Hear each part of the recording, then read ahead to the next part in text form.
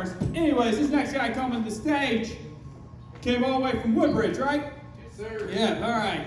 Give it up, everybody. First time here at KC's, Mr. Selwyn Fisher. All right. Yeah. That sounds a little Kevin Hardish, whatever. So, how you guys doing tonight? Everybody pin your dick beaters to your sides and clap them up. Y'all know that man kind of look like Combat Carl over here. Or maybe like the Combat Blossom. Go ahead, man. You know, I was in the military 12 years ago, and man, when I joined, actually I joined right before 9/11. So in 2000, it was cool. Like you just come on base, and all you had to do was show you how to do it. Then things change, and like if y'all don't know, change is inevitable. Like it's just crazy. Like, cause when I came in, I remember they had this thing like don't ask, don't tell. And like when I came in, one of my bunkmates, he put his nuts on somebody's face, and I wanted to tell. But then I was like, I really don't want to ask why you did that. So it was really awkward when I joined the military. I was like, yeah, I thought you couldn't do that. And so it was really funny. I'm sleeping in a room with a room full of 60 men, and then we all got to take a shower together. And it's like, all right, who's gonna go first? I'm going last, right? I don't want to be out there. I never played team sports or whatever, and I didn't want to be on their team. I didn't know whose team they was playing on, especially after seeing that. So then my TI, he was out there, and he kind of let everybody know. He said, "Hey, everybody, get rid of any contraband. I don't want to see anything. You first down here, I want you to get rid of everything." Right? I'm like, everybody? He's like, even your drawers. I was like, I got boxes. They're like, well, you gonna wear white and tights now? I was like, alrighty then. So we get in there and we doing a room inspection. So we up against our wall lockers, and he said, "Hey, what the piss is this?" I was like, alrighty then. Everybody locked up. And the guy, he said, "What is this?" He said, "Those are condoms." So I know what the piss they are. I was like, oh shit. Right? He's like, "Why do you have condoms in here with a room full of 60 men? Huh? Can you explain that?" He's like, "They're from my girlfriend, sir." I was like, "Really? You see any women around here?" "No, sir." He was like, all right. So my man moves on to the next guy. He's like, "Hey, what the piss is this? I thought I told you to have 6 weeks of razors." He's like, "I know, sir." He's like, "What the piss is this?" He done had a big full of 30 razors in there. Now, 30 razors is not 6 weeks, right? Maybe about 4 or 5. My man had 30 razors. He said, "What the piss are you doing? Shaving your ass?" And he's like, "No, sir." He said, well, who's your bunkmate?" And he's like, "I don't know, sir." He said, "Is it the guy with the condoms?"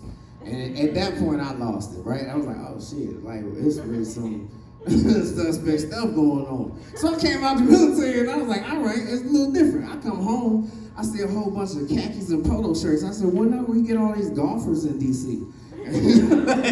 But it's a lot of ladies out here with dreads. I was like, okay, all right, men do it too.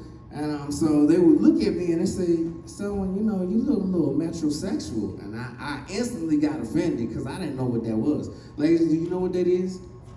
Metrosexual? Metrosexual, I'm not a man who has sex on buses, because I don't do that. That's pretty nasty.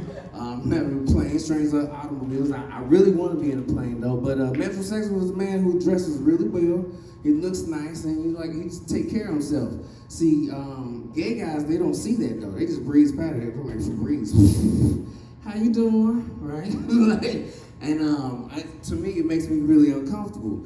I went to a party recently and I was wearing some linen pants with some over-toe shoes, right? I had the little flip-flops. I had the toe splitters, that's what they call them. I don't have the slides, toe splitters, looking like Master Splinter. And a white beater. And this guy rolls up on me and he's like, "You from around here?" I said, And he's like, "Those some nice pants." I said, alrighty, I'm a little uncomfortable. White linen pants. He said, "They look real good." I said, all right, I think I'm done. Help, right? And all the women in the office, they were like, no. He's okay, he's harmless. He said, you from around here? I I already said I'm not from around here. He said, you got a southern voice. I do. I do have a southern voice. I'm from Virginia. Mm-hmm. I like to go down south. Oh, nah. See, do what he did. He's like, boop, honey, hold on. It's like, see, a man never do boop, honey, to you. Like, just know that he not on your team. Like, he on your team, but he not on your team. And so you got to ride off with that. And so I'm not really comfortable with certain people doing that to me. So just know that I let them know I got 5 kids. So I was like, hey, that's not how I do. I actually know what I'm doing in the room, right? You know, I don't pull out well. As my man Brandon said earlier. I'm really good at it. I was like, not me. I'm gonna be in this probably 25 to life, you know? So, and you know, they say that people do crazy stuff for some good coochie, right? Y'all ever heard that? No? Yeah, like I done seen men do some crazy stuff. Like they go in an apartment complex and they be mowing the grass. I'm like, what are you doing, man? They got maintenance men for that. He's like, I gotta get the key. Right? That's pretty crazy. So I've seen a man actually scale a wall trying to get up to his woman. I was like, you know, it's really not worth it like that. He was like, I gotta get that key.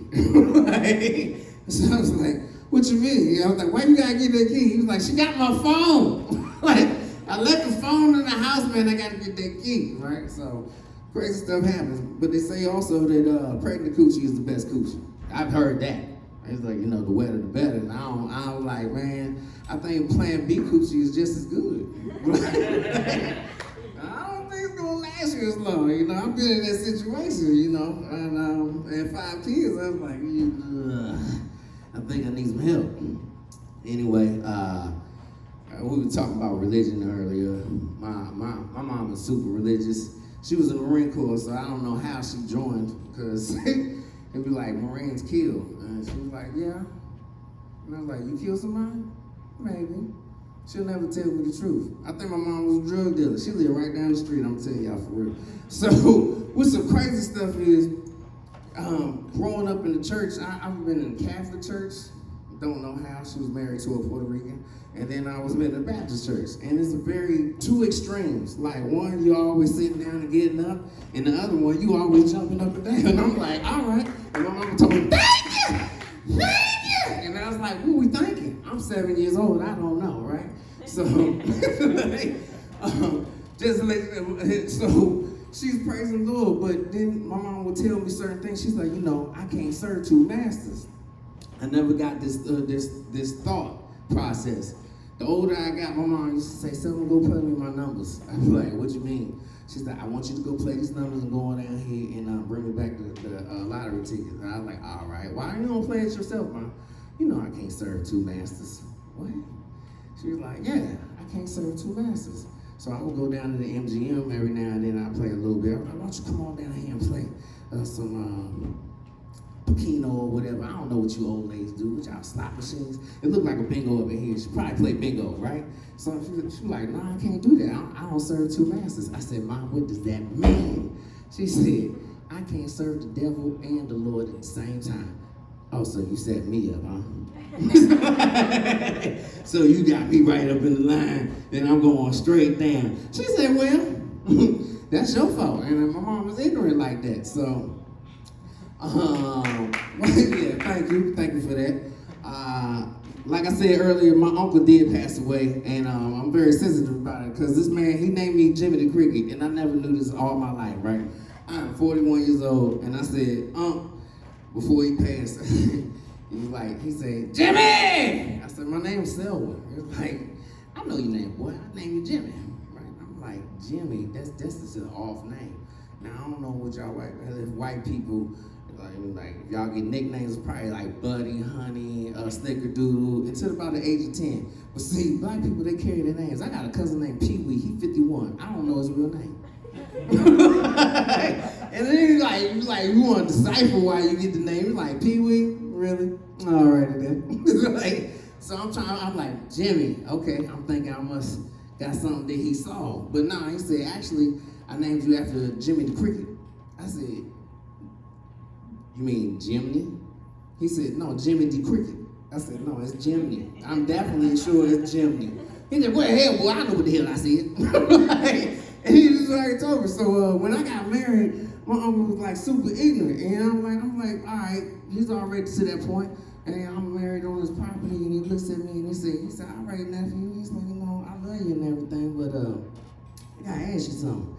He said, I'm gonna whisper this in your ear. You ever met somebody that really can't whisper? Like, he was like, I think you drunk. And he was like, no, I'm not drunk. Let me talk to you real quick. Let me bring you over here for a second, nephew. And come pull me real close, and he said, my wife was right there. He's like, look here. I understand you got married on my property and everything, but you got your wife and your mistress here, huh? And my wife heard it, right? And I was like, oh shit. He was like, I saw her eyes starting to get bigger. I said, oh man, what you do that for? He said, what did I say? I said, yeah, her eyes started getting bigger, her face started getting bigger. And then I started looking at her. I said, you all right? She said, I said, oh shit, she's really pissed. I said, look, it is not what you think. He said, I can't breathe. I was like, oh shit, what's going on? Well, I didn't know that my wife was ended up having an allergic reaction. She was looking like Hitch. I'm telling you, her eyes were like, her ears were blowing up. I was like, oh shit. So I'm looking at her, I'm like, Lord, was this the day I was supposed to get married? She almost died that day. I took her to the hospital. We ended up getting her taken care of. And by the time I came back, my uncle said, she's still alive? Anyway, hey man, thank the Lord for my uncle, man. Y'all clap it up. Thank you. I was trying to get out something we all know.